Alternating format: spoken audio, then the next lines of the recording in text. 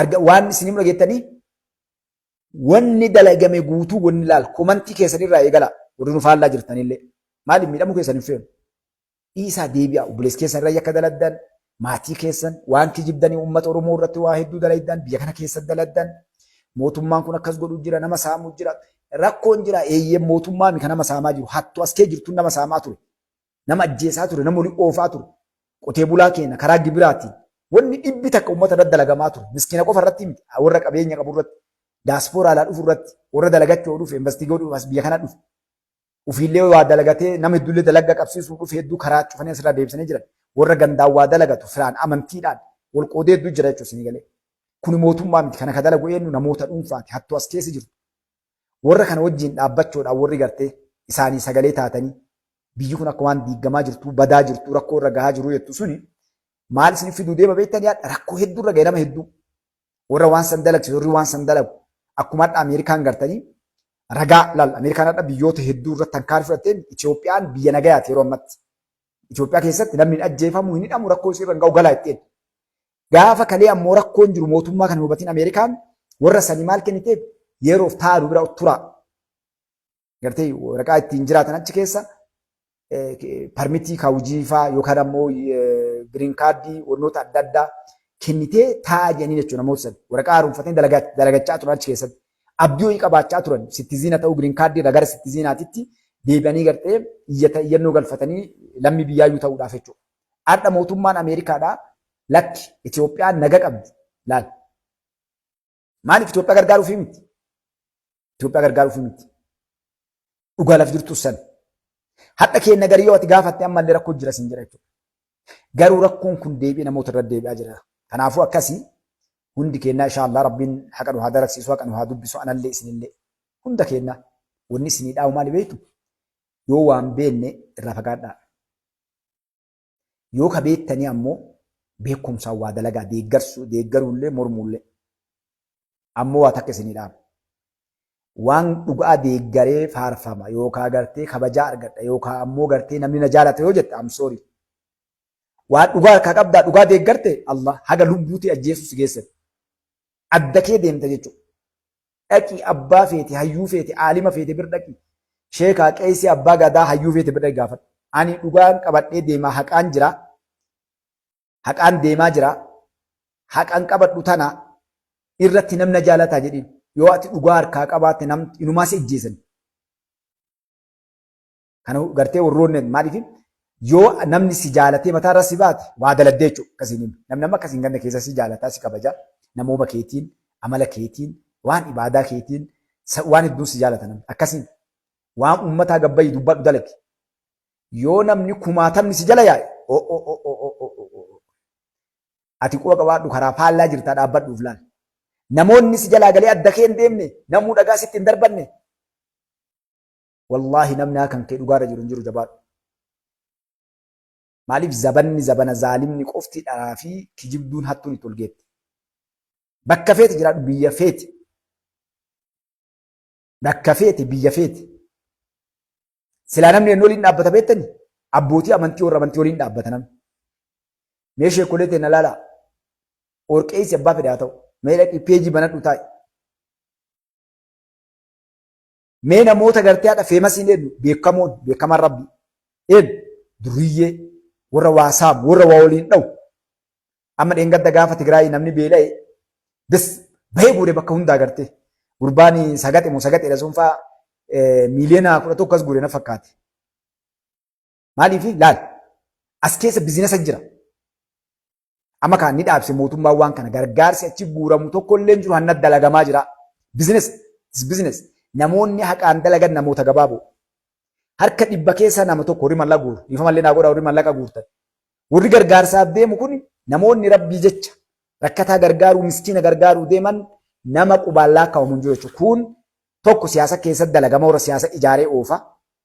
Inni kun warra hattuu wal gahee bakka hundaa wal ijaaree sheerii qaban. Warra maal jettanii tiktoo kana gubbaa wal gahee bara mana ebaluutitti maaliif jira jedhanii wallaahi rabbi rahmata isin haa godhu.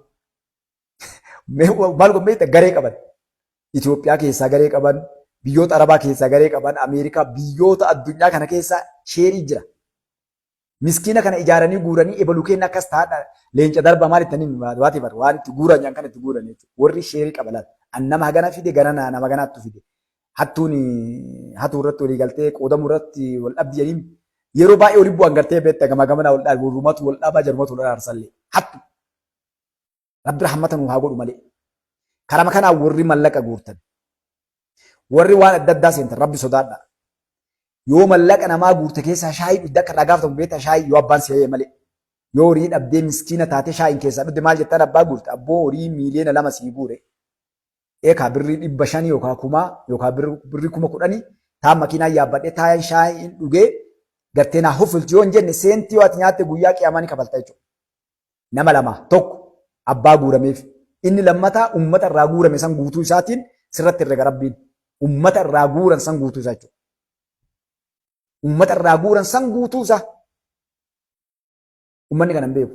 Kanaaf zulmiin akkasitti deemti jechuudha. Gareen kun akkasitti ijaarama. Yoo ati adduma kan kee ol ka'ee haqa dalaga dhugaa dalaga namayyuu gargaara dhigabba hime nam tokko seentisitti hin kennu. Namni tokko kanaaf ilmaan Oromoo wanni isinii dhaamu keessaa lafaa dhufaan bakka lama isinii dhaaman ilmaan namaati tokko hangoo. Hangoon seenne abbaa kiyya dhaammadhu gartee addunyaa tana kee akiraatti ante gurguradhu itti seenne. Eebar adila feetee abbaa feetee hangoon seenne zaalima tokko si afoo dhufa yookaan hogganni kan kee. Wamasi doongorsa abbaa kiyya ilma namaati. Yookaan birrii jaalattaa yookaan dubartii jaalattaa yookaan garaa jaalattaa yookaan maqaa jaalattaa yookaan hangoo jaalattaa. Wama takkatu gartee waan ati jaalattuun kana si alaggalee tokko kanumaan fuudhee osuma suutaan ulachiisu arraabdee osoo laaltu gaaf kan afaan guuttattee nyaattaa gaaf kan garaallee ittiin bokositaa jechuudha. Gaaf kan dhufuu quban qabdu ati haraamaaf halaala iyyuu keessaa galti yoo qara ka salaatu salaata illee dhiisaa deemta garte. Si galan safara hangoo siree hin dhaqina takka safara mallaqaati wanni ilma namaa kana kasaarsi birrii. Birrii qabanii attaatama si kennanii barbuuduuf yoo kaajanii si kennan dana garte. Mallaqa qabaan hin jiraami mallaqa qabaallee hin ta'ina wanni isin dhaamu ilmaan namaa. Halaaka wanni halaaka. Hinafturraa osoo wooma taate woomas seena garte. Ekaa waliin daladdu kana hiriyoonni kan kee barreessaaf dura taa'aa fi mallaqa qabaa fi koree fi maali kana jiraami. Shaayiin xaxxaanii guyyamata gartee markaatoo irraa eegala makkaatoo matakka dhuddee makkaatoo irraa osoo hiitu xibsii dhadhaa xibsii irraa osoo hiitu qurxii dhadhaa qurxii irraa osoo deemtu gartee waan unanillee dabaltaa jechuudha. Abboo ka uummata dalagaa jirraa miyyette. Kun nama gartee ka waa sodaatu ka malaan gartee si seentu. So kanaaf akkasii haa jabaannu haqa haa dalannu dhugaa irratti anaa isinillee rabbiin gartee nu haa jiraachisu hunda kennaa jechuudha. Ammoo hawaasa dalaguu uummataa dalaguu haqa irratti jechuudha. Uummataaf waa dalaguun dirqama kenna. Sheeka taate qeessi taate diqqaa taate guddaa taate waan hawaasaa irratti. Maaliif yoo akkas hin goone nama tokko biyyi kun dhagaa taphaa miti biyyi. Waan amma Ameerikaa Tiraamp godhaa jiru ilaala taphaa hin bar biyyi. Biyya jechuun tapha see ilaala namni gadi. Biyya qabaattu kabajaa qabda. Diinii kee irratti, namooma kee irratti, gosooma kee irratti waan hundaa irratti hubattee biyya yoo qabaatte biyyi taphaa namni akka laaftu ilaala. Biyyaaf yoo ati hin dalanne fakkeenyaa yoo namni maqaa amantiitiin kun ana maaltu na galcheen biraa galee eenyus si dalagalee hin salphattaa jechuun diqqaatta. Sareessi nyaata. Jawaariin quban qabu faamisha waa'ee jawaarii kana waa poostii godhanii poostii sun jawaarii mi godhaa.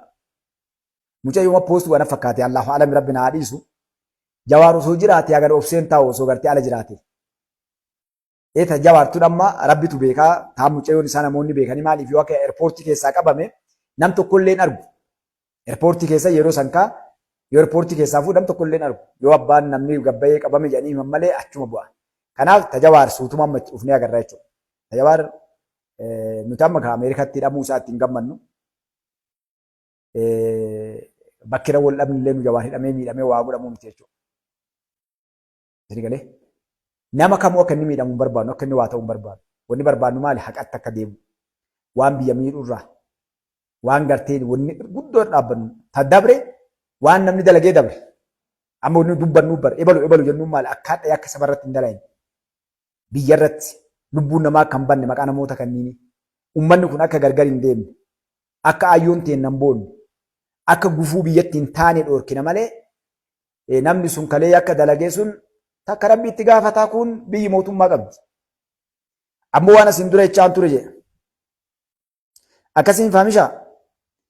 Yaa wanni akkas jedhanii hedduun namni hedduun Ameerikaa irraallee naan jedhe evidensii fedhan. Ana mala kiyyan beeytanii ani maal beektani waan takka qabatamaa yoo taate malee fuudhee isiniin hin ga'u. Dura na bira dhuftan jawaar qabamee hidhamee eerpoortiidhaa kunootii isaa akkasii nama hedduu naa ergame. Dubbiseetu batti dhiise namoota saniin ragaa yoo qabaattan gartee namoota silaa dhimmi ilaalu gaafadhe akka jedhan namni hundinuu warra Ameerikaa jiru akka jedhachuudha. Jedhan inni jirti. Namni lakki jiba dhugummaa natti hin dhufne namoota hedduu gaafadhe nama isa kalaamu. Maaliif namni eerpoortii waliin seenee amma kaa eerpoortii keessa akka lama qabamta qoo qabaadhu. Eerpoortii keessatti tokko namni gariin xiyyaara keessaa buufama. Namni gariin bakka inni geete jedhanii seensa irratti eeganni ol seene irra guddaan gartee bakka itti hin qabamne jira ammoo beektani seera hundaa kana keessatti. Eerpoortii keessatti bakka eerpoortii keessa namni hin qabne jira beektuusi. Eerpoortii eega sukuriitii dabarte warra eerpoortii keessa beektan.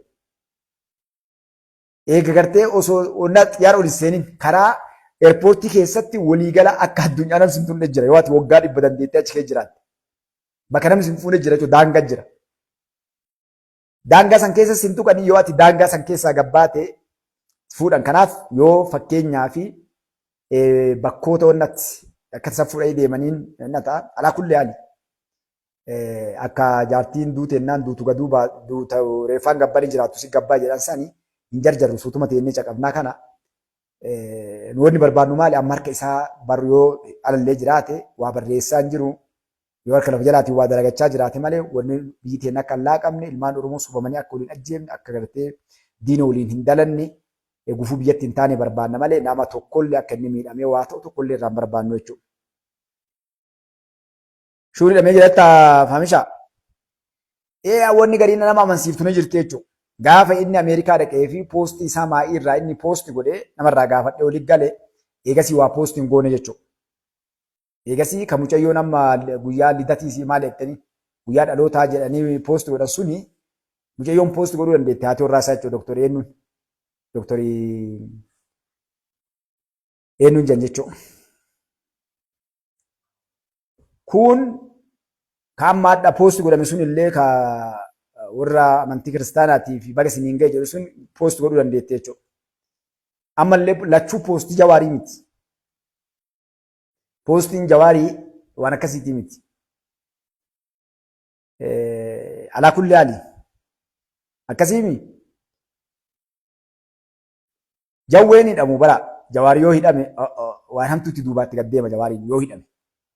It's dangerous bada. Himeef illee jira bara jawwee. Jawwishaa. Jawaari bareedee jira kadhee jira. Namatu kalee.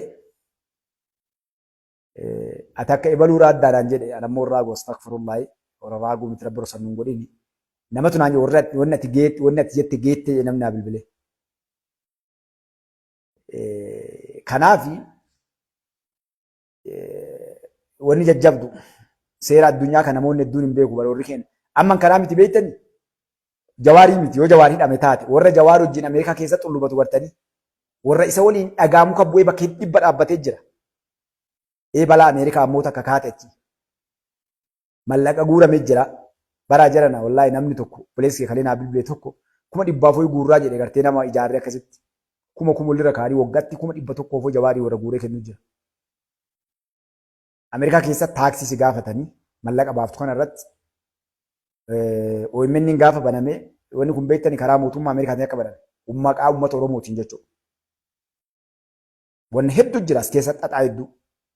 Mallaqni galu ka guuramu goofandii kana guutu yoo kartee rabbitti hin fidini yoo taate qabamu taate kana guutuutti gabbaaste Ameerikaan. Mallaqa guuramee biyya Arabaa irraa seene ka biyyoota Awurooppaa irraa bakka hundaa investigeet gootee itti gaffidde jechuudha. Tokko maaltu gaafata beektani taaksii warra kanarraa kafalamuulii yookaan waan jantaa dhali jedhaniini. Inni lammataa warra horii kana guure akkamii guuramee leegaalii sigalee maqaa gartee keessayyuu wanni kun hedduun guuramaa deeme maqaa OMN'tiin wanni kun balaa nama hedduu qabdi koree warra OMN'dha maal jettaniin koree maami koree yaa warra achirra dalagaa turan hedduu warra mallaqa qabaa maaliyyoo warra goofandii kana guure